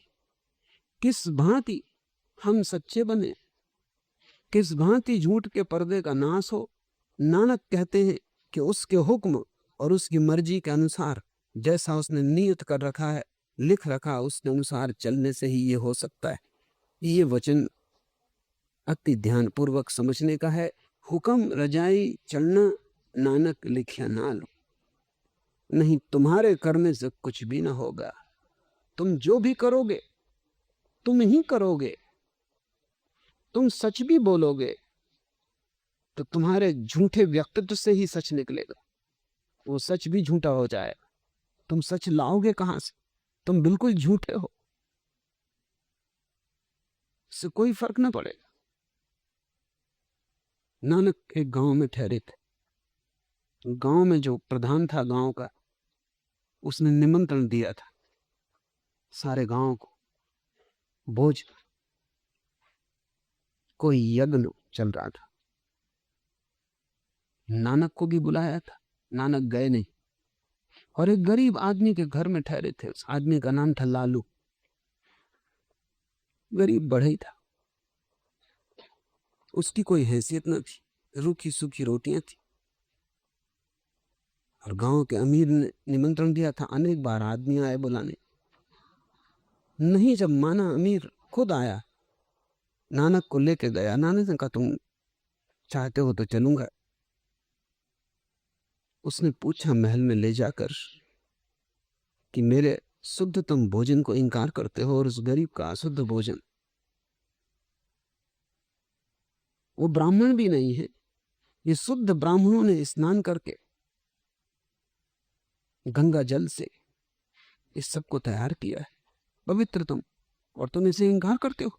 नानक ने कहा कि मैं तुम जिद्दी करते हो तो कहूं थोड़ा भोजन तुम्हारा ले आओ। लालू भी पीछे पीछे चला आया था, उससे कहा तू भी अपनी रूखी रोटी ले आ। कहते हैं, प्रतीक कहानी है कि नानक ने एक हाथ में लालू की रोटी और एक हाथ में हलवा पूड़ी उस धनपति की लेकर निचोड़ी, तो लालू के सूखी रोटी से तो दूध की धार बही और दूसरी हाथ से लहू की बूंदें टपकी। नानक ने कहा तुम अशुद्ध हो तो तुम ब्राह्मणों से भोजन बनवाओ, कि गंगा के पानी को बुलवाओ, कि एक एक गेहूं को धो के साफ करके बनवाओ, इससे कोई फर्क ना पड़ेगा। तुम्हारा सारा जीवन शोषण, बेईमानी, चोरी, झूठ का है। तुम्हारी हर रोटी में खून छिपा है। खून निकला या नहीं ये सवाल महत्वपूर्ण नहीं, लेकिन बात तो सच। तुम कैसे सच्चे होगे? तुम ही तो सच्चे होगे ना, कौन उपाय करेगा? तो नानक कहते हैं तुम्हारे किए कुछ भी ना होगा। तुम बेईमान हो तो तुम्हारी सच्चाई में भी बेईमानी घुस जाएगी। तुम सच भी ऐसा बोलोगे कि जब तुम्हारी बेईमानी को उससे फायदा होता हो। तुम सच भी इस ढंग से बोलोगे कि दूसरे को दुख पहुंचे। तुम ऐसे सच की तलाश करोगे जिससे दूसरे के हृदय में छुरा। तुम झूठ से लोगों को नुकसान पहुंचाते थे, तुम सच से भी नुकसान पहुंचाओगे। तुम जो भी करोगे वो गलत होगा, क्योंकि तुम गलत हो। उपाय क्या है? तो नानक कहते हैं उपाय एक ही है कि उसके हुक्म और उसकी मर्जी के अनुसार सब उस पर छोड़ दो। जैसा वो जिलाए जियो, जैसा वो कराए करो, जहां वो ले जाए जाओ। उसका हुक्म तुम्हारी एकमात्र साधना हो जाए। तुम अपनी मर्जी हटाओ, उसकी मर्जी को आने दो। तुम स्वीकार कर लो जीवन जैसा हो परमात्मा ने दिया है वही जाने। तुम इनकार मत करो। दुख आए तो दुख को भी इसी मर्जी और अहोभाव रखो, धन्य भाव रखो कि अगर उसने दुख दिया है तो जरूर कोई राज होगा, कोई अर्थ होगा, कोई रहस्य होगा। तुम शिकायत मत करो, तुम धन्यवाद से ही भरे रहो। वो तुम्हें जैसा रखे, गरीब तो गरीब, अमीर तो अमीर, सुख में तो सुख में, दुख में तो दुख में, एक बात तुम्हारे भीतर सतत बनी रहे कि मैं राजी हूं, तेरा हुक्म मेरा जीवन है, और तब तुम अचानक पाओगे कि तुम शांत होने लगे। जो लाख ध्यान में बैठ के नहीं होता, वो उसकी मर्जी पे सब छोड़ देने से होने लगा। हो ही जाएगा, क्योंकि चिंता का कोई कारण न रहा। चिंता क्या है कि जैसा हो रहा है उससे अन्यथा होना चाहिए। बेटा मर गया, नहीं मरना था, ये चिंता है। दिवाला निकल गया, नहीं निकलना था, ये चिंता है। जैसा हुआ वैसा नहीं होना था, और जैसा हो रहा है वैसा नहीं होना चाहिए। तुम अपनी मर्जी को थोपने की कोशिश कर रहे हो जीवन पर, यही तुम्हारी चिंता है। फिर इससे तुम परेशान हो, फिर इस परेशानी को भीतर ढोते हुए तुम ध्यान करने बैठते हो। तब तुम खेत में फसल काटोगे, काबुल में घोड़ा खरीदोगे। वो चिंता तुम्हारी जो थी पीछे रहेगी, वो तुम्हारे ध्यान को भी विकृत कर देगी। तब तुम कैसे शांत हो सकोगे? शांति का एक ही गुर है, तुम्हें ठीक समझ में आ जाए तो पूरब की सारी खोज समझ में आ सकती है। पूरब की सारी खोज है लाओसे से लेकर नानक तक कि जो हो रहा है उसे स्वीकार कर लो। Total acceptability. इसका पुराना नाम भाग्य है, वो शब्द बिगड़ गया। सब शब्द बहुत दिन उपयोग करने से बिगड़ जाते, क्योंकि गलत लोग उपयोग करते हैं, गलत अर्थ जुड़ जाते। अब तो किसी की निंदा करनी हो तो कह दो कि भाग्यवादी, लेकिन भाग्य, यही तो अर्थ है भाग्य का। कि नानक कहते हैं हुक्म रजाई चढ़ना, नानक लिखिया नाल। जो लिखा है वो होगा, लिख रहा है वही होगा। अपनी तरफ से कुछ भी करने का उपाय नहीं, कोई परिवर्तन नहीं हो सकता। फिर चिंता किसको, फिर बोझ किस हो? जब तुम बदलना ही नहीं चाहते कुछ, जब तुम उससे राजी हो, उसकी मर्जी में राजी हो, जब तुम्हारी अपनी कोई मर्जी नहीं, तब कैसी बेचैनी,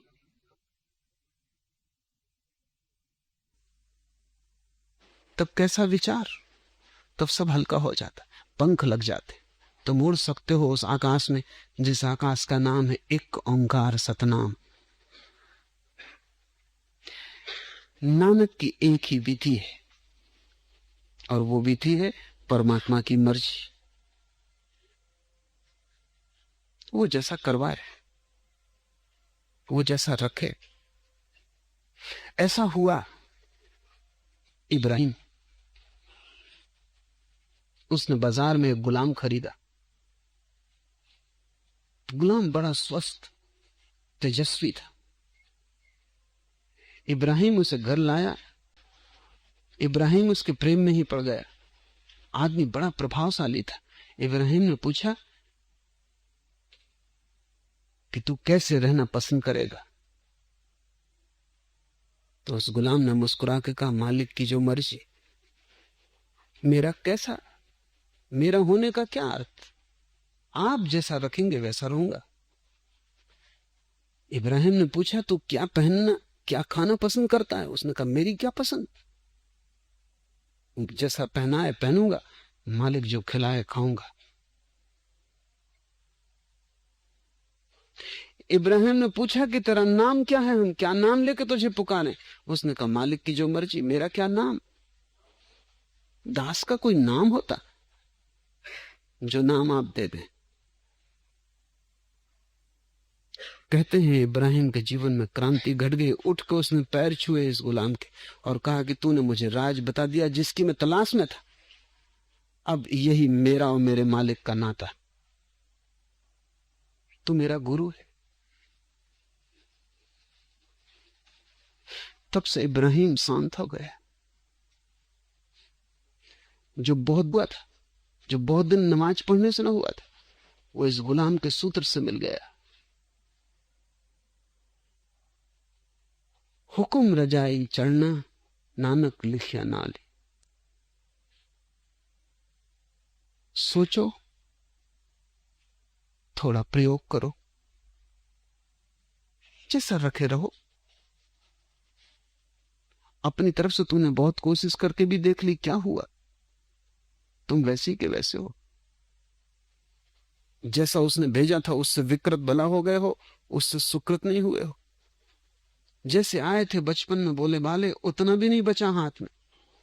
स्लेट गंदी हो गई, तुमने सब लिख डाला। हाँ संताप के क्या तुम्हारे हाथ लगाए। थोड़े दिन नानक की सुन के देखो, छोड़ दो उस पर। इसलिए नानक कहते हैं न जप न तप न ध्यान न धारणा, एक ही साधना है, उसकी मर्जी। जैसे ही तुम्हें ख्याल आएगा उसकी मर्जी का, तुम पाओगे भीतर सब हल्का हो जाता है। एक गहन शांति, एक वर्षा होने लगती भीतर, जहां कोई तनाव नहीं, कोई चिंता नहीं। पश्चिम में इतना तनाव और चिंता है, पूरब से बहुत ज्यादा। हालांकि पूरब बहुत गरीब है, दुखी है, बीमार है, रुग्ण है, भोजन तनाव, इतना तनाव है कि करीब करीब 4 आदमियों में 3 आदमी विक्षिप्त हालत में हो गए। क्या कारण? क्योंकि पश्चिम ने अपनी मर्जी चलाने की कोशिश की। आदमी को पश्चिम में भरोसा है हम सब कर लेंगे, भगवान की कोई सहारे की जरूरत नहीं, भगवान है ही नहीं, आदमी सब कर लेगा। तो उसने बहुत कुछ कर भी लिया है, लेकिन आदमी बिल्कुल खो गया है, पागल हुआ जा रहा है। बाहर बहुत कुछ कर लिया, भीतर सब रुग्ण हो गया है। अगर तुम्हारे जीवन में ये सूत्र उतर जाए तो कुछ करने को नहीं बचता। जो हो रहा है होने दो, तुम तैरो मत, बहो, नदी से लड़ो मत। नदी दुश्मन नहीं है, मित्र है। तुम बहो, लड़ने से दुश्मनी पैदा होती है। और जब तुम उल्टी धार तैरने लगते हो तब तुम, नदी तुमसे संघर्ष करने लगती। तुम सोचते हो नदी मुझसे दुश्मनी ले रही। नदी को क्या दुश्मनी? नदी को तुम्हारा पता भी नहीं है, तुम अपने ही हाथ उल्टी धारा बह रहे हो। तुम्हारी मर्जी यानी उल्टी धारा, अहंकार यानी उल्टी धारा, उसकी मर्जी, तुम धारा के साथ एक हो गए। अब नदी जहां ले जाए वही मंजिल है, जहां लगा दे वही किनारा है, डुबा दे तो वो भी मंजिल है। फिर कैसा दुख, तुमने दुख की जड़ काट दी। बड़ा कीमती ये सूत्र है। नानक कहते हैं उसके हुक्म और उसकी मर्जी के अनुसार, जैसा उसने नियत कर रखा है, लिख रखा है, उसके अनुसार चलने से ही यह हो सकता है।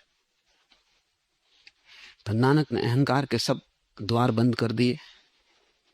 पहले तो गुरु प्रसाद कि तुम जो भी करो, जो भी उपलब्धि हो वो गुरु की कृपा, और फिर जो भी हो जीवन की धारा, वो जहां ले जाए उसका हुक्म।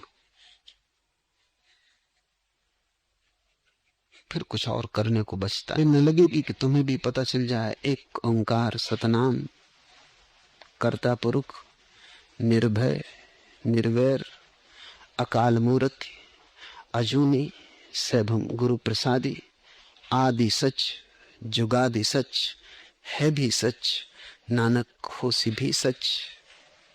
सोची सोची न हो गई जे सोची लखबार, चुपे चुपे न हो गई जे लाई रहा लेवतार। भूखिया भूख न उतरो जे बना पुरिया भार, सहज सियाणपा लख होई त एक न चले नाल। किब सचियारा होइए किब कूड़े तुटपाल, हुकुन रजाई चढ़ना नानक लिखिया नाली। तब कैसा विचार, तब सब हल्का हो जाता, पंख लग जाते। तुम उड़ सकते हो उस आकाश में जिस आकाश का नाम है एक ओंकार सतनाम। नानक की एक ही विधि है, और वो विधि है परमात्मा की मर्जी। वो जैसा करवाए, वो जैसा रखे। ऐसा हुआ कि बल्ख का एक नवाब था इब्राहिम, उसने बाजार में एक गुलाम खरीदा। गुलाम बड़ा स्वस्थ तेजस्वी था। इब्राहिम उसे घर लाया, इब्राहिम उसके प्रेम में ही पड़ गया। आदमी बड़ा प्रभावशाली था। इब्राहिम ने पूछा कि तू कैसे रहना पसंद करेगा? तो उस गुलाम ने मुस्कुरा के कहा, मालिक की जो मर्जी। मेरा कैसा, मेरा होने का क्या अर्थ? आप जैसा रखेंगे वैसा रहूंगा। इब्राहिम ने पूछा, तू क्या पहनना, क्या खाना पसंद करता है? उसने कहा, मेरी क्या पसंद, मालिक जैसा पहनाए पहनूंगा, मालिक जो खिलाए खाऊंगा। इब्राहिम ने पूछा कि तेरा नाम क्या है, हम क्या नाम लेकर तुझे पुकारें? उसने कहा, मालिक की जो मर्जी, मेरा क्या नाम।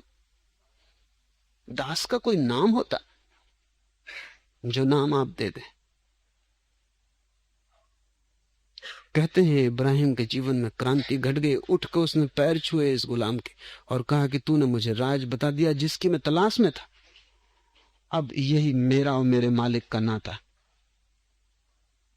तू मेरा गुरु है। तब से इब्राहिम शांत हो गया। जो बहुत दिनों के ध्यान से न हुआ था, जो बहुत दिन नमाज पढ़ने से न हुआ था, वो इस गुलाम के सूत्र से मिल गया। हुक्म रजाई चढ़ना, नानक लिखिया नाली। सोचो, थोड़ा प्रयोग करो, जैसा रखे रहो। अपनी तरफ से तूने बहुत कोशिश करके भी देख ली, क्या हुआ? तुम वैसे के वैसे हो। जैसा उसने भेजा था उससे विकृत भला हो गए हो, उससे सुकृत नहीं हुए हो। जैसे आए थे बचपन में बोले भाले, उतना भी नहीं बचा हाथ में। स्लेट गंदी हो गई, तुमने सब लिख डाला। पाया क्या है सिवाय दुख, तनाव, संताप के? क्या तुम्हारे हाथ लगा है? थोड़े दिन नानक की सुन के देखो, छोड़ दो उस पर। इसलिए नानक कहते हैं, न जप न तप न ध्यान न धारणा, एक ही साधना है, उसकी मर्जी। जैसे ही तुम्हें ख्याल आएगा उसकी मर्जी का, तुम पाओगे भीतर सब हल्का हो जाता है। एक गहन शांति, एक वर्षा होने लगती भीतर, जहां कोई तनाव नहीं, कोई चिंता नहीं। पश्चिम में इतना तनाव और चिंता है, पूरब से बहुत ज्यादा। हालांकि पूरब बहुत गरीब है, दुखी है, बीमार है, रुग्ण है, भोजन नहीं, कपड़े नहीं, छप्पर नहीं। पश्चिम में सब है, फिर भी चिंता, तनाव। इतना तनाव है कि करीब करीब 4 आदमियों में 3 आदमी विक्षिप्त हालत में हो गए। क्या कारण? क्योंकि पश्चिम ने अपनी मर्जी चलाने की कोशिश की। आदमी को पश्चिम में भरोसा, हम सब कर लेंगे, भगवान की कोई सहारे की जरूरत नहीं, भगवान है ही नहीं, आदमी सब कर लेगा। तो उसने बहुत कुछ कर भी लिया है, लेकिन आदमी बिल्कुल खो गया है, पागल हुआ जा रहा है। बाहर बहुत कुछ कर लिया, भीतर सब रुग्ण हो गया है। अगर तुम्हारे जीवन में यह सूत्र उतर जाए तो कुछ करने को नहीं बचता। जैसा हो रहा है होने दो, तुम तैरो मत, बहो, नदी से लड़ो मत। नदी दुश्मन नहीं है, मित्र है। तुम बहो, लड़ने से दुश्मनी पैदा होती है। और जब तुम उल्टी धार तैरने लगते हो, तब नदी तुमसे संघर्ष करने लगती। तुम सोचते हो नदी मुझसे दुश्मनी ले रही। नदी को क्या दुश्मनी? नदी को तुम्हारा पता भी नहीं। तुम अपने ही हाथ उल्टी धारा बह रहे हो। तुम्हारी मर्जी यानी उल्टी धारा, अहंकार यानी उल्टी धारा, उसकी मर्जी, तुम धारा के साथ एक हो गए। अब नदी जहां ले जाए वही मंजिल है, जहां लगा दे वही किनारा है, डुबा दे तो वो भी मंजिल है। फिर कैसी चिंता, फिर कैसा दुख? तुमने दुख की जड़ काट दी। बड़ा कीमती ये सूत्र है।